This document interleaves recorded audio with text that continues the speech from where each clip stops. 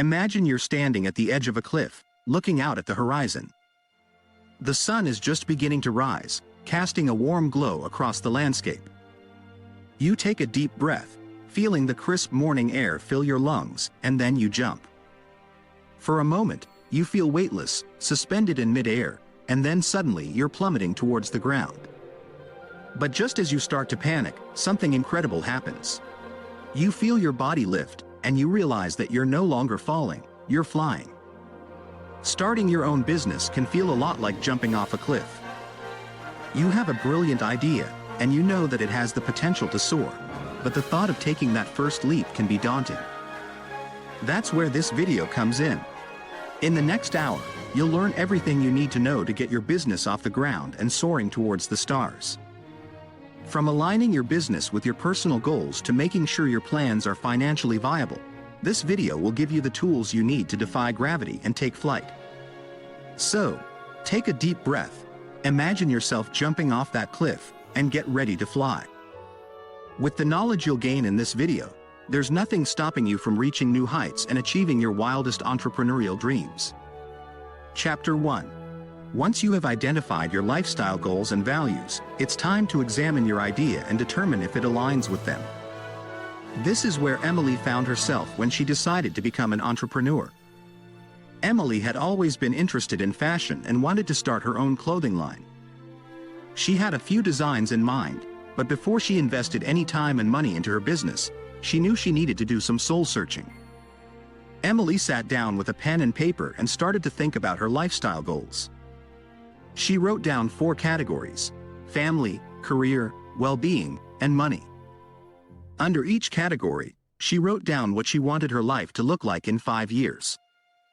She imagined her future self, happy and fulfilled, living a life that was in line with her values. As Emily examined her idea for a clothing line, she realized that she was passionate about sustainable fashion. She wanted to create a business that would not only provide her with a comfortable income but also make a positive impact on the environment. Emily knew that if she pursued this idea, she would be able to live a life that aligned with her values. Emily decided to move forward with her sustainable fashion line.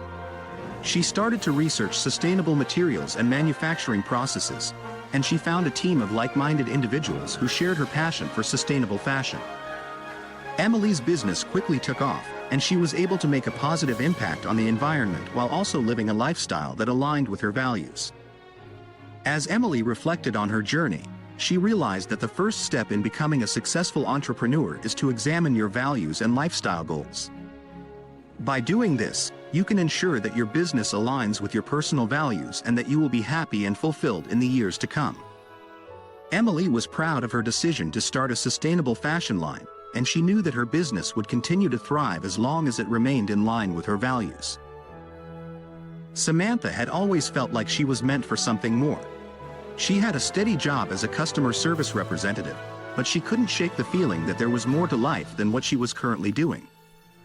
Samantha had always been a problem solver, and she was known for her ability to think on her feet and come up with creative solutions. One day, Samantha stumbled upon an article about becoming an entrepreneur. As she read about the characteristics of successful entrepreneurs, she realized that she possessed many of these traits herself. Samantha had always been a quick thinker, and she was able to turn her weaknesses into strengths. She knew that she had a competitive edge, but she wasn't sure how to use it to her advantage. Samantha decided to take a step back and look at her past. She thought about the jobs she had worked in the past and the skills she had acquired. She remembered working as a waitress at a busy restaurant, where she had to keep track of multiple orders at once and solve problems on the fly. She also remembered working as a volunteer for a nonprofit organization, where she had to think creatively to raise funds and awareness for the cause. As Samantha looked back on her past experiences, she realized that she had a knack for problem solving and creative thinking. She knew that she could use these skills to become a successful entrepreneur. Samantha decided to start her own consulting business, where she could use her problem-solving skills to help other businesses succeed.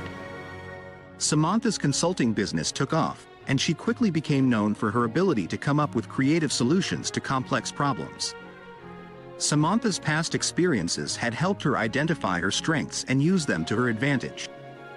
She had become a successful entrepreneur by looking to her past and using her unique skills to carve out a niche for herself. As Samantha reflected on her journey, she realized that successful entrepreneurs spot their advantages by looking to the past.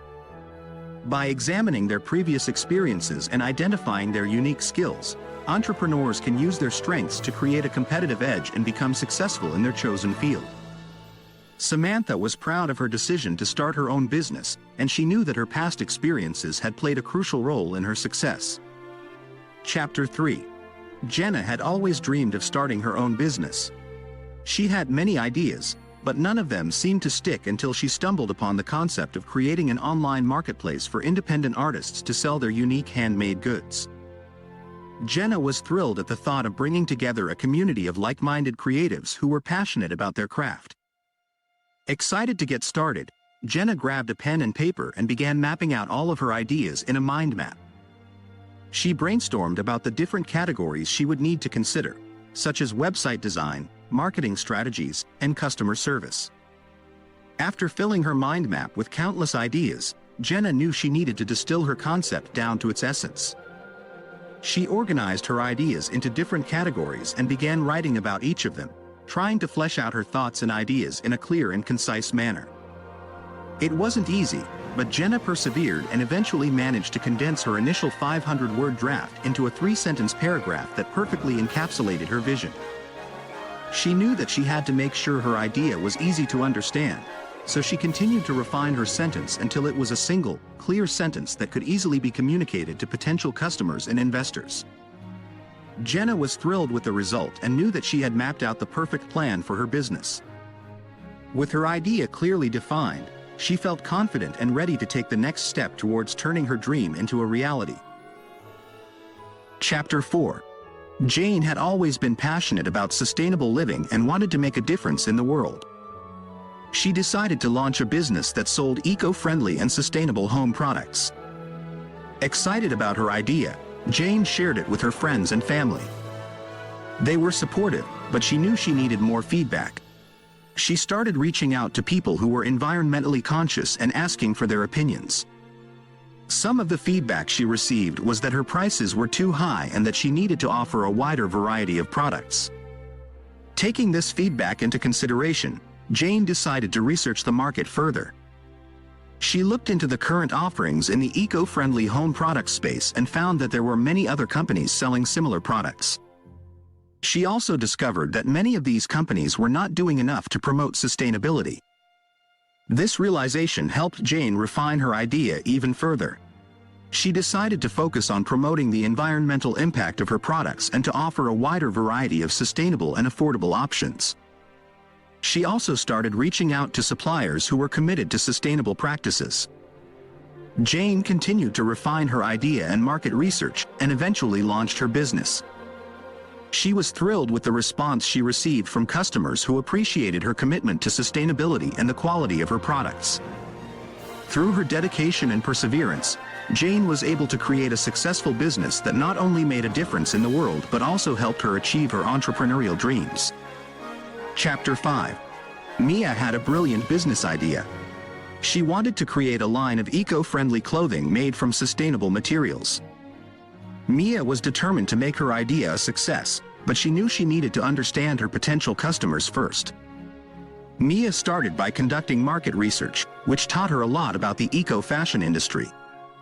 However, she quickly realized that understanding her audience's issues and how they described them was just as important.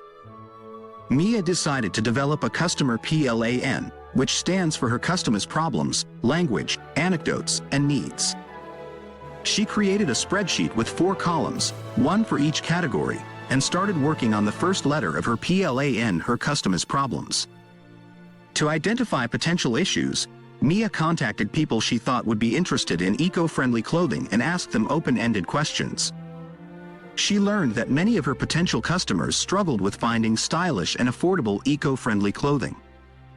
They also found it difficult to know which materials were truly sustainable. Next, Mia focused on her customer's language. She paid close attention to the words they used to describe their struggles, goals, and aspirations. She learned that many of her potential customers were passionate about sustainability and wanted to make a positive impact on the environment. Mia now had half of her plan ready to go, and she was eager to complete it. She realized that understanding her customers' anecdotes and needs would be the final pieces of the puzzle. To gather anecdotes, Mia reached out to her contacts and asked them to share stories about their experiences with eco-friendly clothing. She also conducted online surveys and asked questions like, "What motivates you to buy sustainable clothing?" Finally, Mia analyzed her customers' needs by considering their problems, language, and anecdotes. She realized that her customers needed affordable and stylish eco-friendly clothing made from sustainable materials. They also wanted to feel good about the impact their clothing choices had on the environment. Thanks to her customer plan, Mia now had a deep understanding of her audience and what they needed. Armed with this knowledge, she was able to create a line of eco-friendly clothing that truly resonated with her customers. Her business was a success, and Mia was proud to make a positive impact on the world. Chapter 6. Alex. He was an avid fly fisherman and loved spending his weekends by the river, trying to catch the biggest fish he could find. Alex was also an entrepreneur and had an idea for a new product that would help beginner fly fishermen like Nick have a better experience on their first fishing trip. To create the perfect product, Alex knew he needed to collect customer anecdotes and tune into their needs. He asked his friends and family who loved fishing to share their stories and experiences. One day, his friend Dave shared a story with him that stuck. Dave had taken his son fishing for the first time, and it was a disaster. His son couldn't cast properly, and they had to leave early because he was so frustrated. Dave realized that there was a real need for a product that could help beginners learn to cast and have a better experience on their first fishing trip. Alex also knew he needed to identify his customers' needs. He did some research and found that many beginner fishermen struggled with tying flies quickly and accessing the right flies for the fish they wanted to catch. With this information, Alex set out to create his product. He designed a special casting rod that was easier to use for beginners and included an instructional DVD to help teach proper casting techniques. He also developed a fly tying kit that was easy to use and came with a variety of flies for different types of fish. When Alex launched his product, it was an instant success. Beginner fly fishermen loved the casting rod and instructional DVD, and the fly tying kit helped them catch more fish than ever before. Alex had listened to his customers' anecdotes and identified their needs, and his product was a perfect solution to their problems. From that day on, Alex continued to collect customer anecdotes and tune into their needs, ensuring that his products always met their expectations and provided the best possible fishing experience for beginners and experts alike. Chapter 7. Max had a brilliant idea for a new product. Max had done his market research, created a customer plan, and was ready to move forward with his idea. However, he knew that he needed to validate his concept before he could proceed. Max had heard that smart entrepreneurs test the commitment of their potential customers and investors, so he decided to try some validation strategies. He started by using advertising platforms like Google AdWords, Facebook, and Twitter to see how much initial interest his idea would generate. Max was thrilled when he saw that his ads were getting a lot of clicks and generating a buzz. Next, Max wrote guest blog posts on an open forum related to his idea. He offered interesting content without asking anything in return, adding value to the platform and grabbing people's attention.